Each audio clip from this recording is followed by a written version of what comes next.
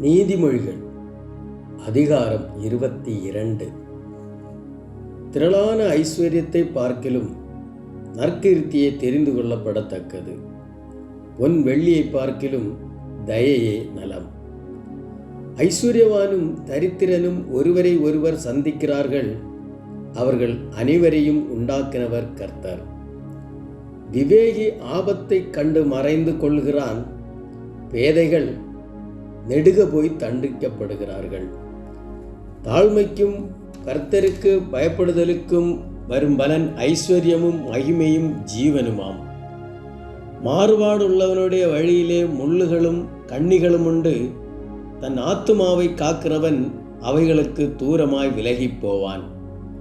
பிள்ளையானவன் நடக்க வேண்டிய வழியிலே அவனை நடத்து.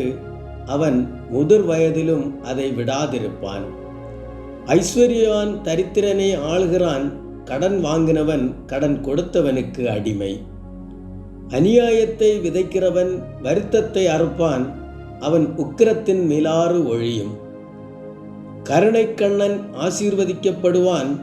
அவன் தன் ஆகாரத்தில் தரித்திரனுக்கு கொடுக்கிறான். பரியாசக்காரனை துரத்திவிடு, அப்பொழுது வாது நீங்கும். விரோதமும் அவமானமும் ஒழியும். சுத்த இருதயத்தை விரும்புகிறவனுடைய உதடுகள் இனிமையானவைகள். ராஜா அவனுக்கு சிநேகிதனாவான். கர்த்தருடைய கண்கள் ஞானத்தை காக்கும். துரோகிகளின் வார்த்தைகளையோ அவர் தாறுமாறாக்குகிறார்.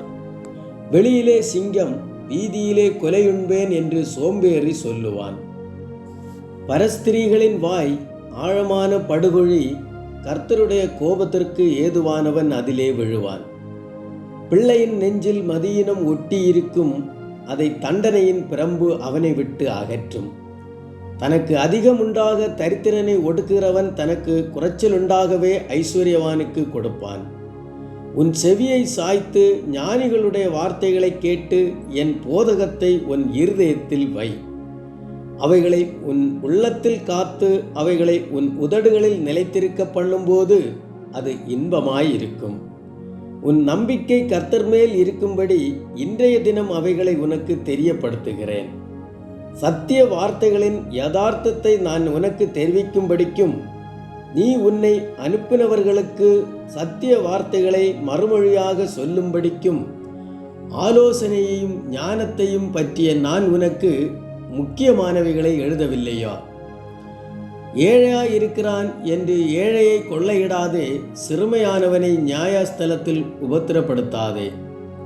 கர்த்தர் அவர்களுக்காக வழக்காடி அவர்களை கொள்ளையிடுகிறவர்களுடைய பிராணனை கொள்ளையிடுவார். கோபக்காரனுக்கு தோழனாகாதே. உக்கிரமுள்ள மனுஷனோட நடவாதே.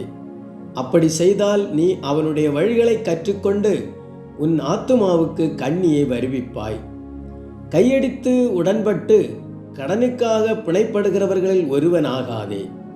செலுத்த உனக்கு ஒன்றுமில்லாதிருந்தால் நீ படுத்திருக்கும் படுக்கையையும் அவன் எடுத்து கொள்ள வேண்டியதாகுமே. உன் பிதாக்கள் நாட்டின பூர்வ எல்லைக்குறியை மாற்றாதே. தன் வேலையில் ஜாக்கிரதை இருக்கிறவனை நீ கண்டால் அவன் நீசருக்கு முன்பாக நில்லாமல் ராஜாக்களுக்கு முன்பாக நிற்பான்.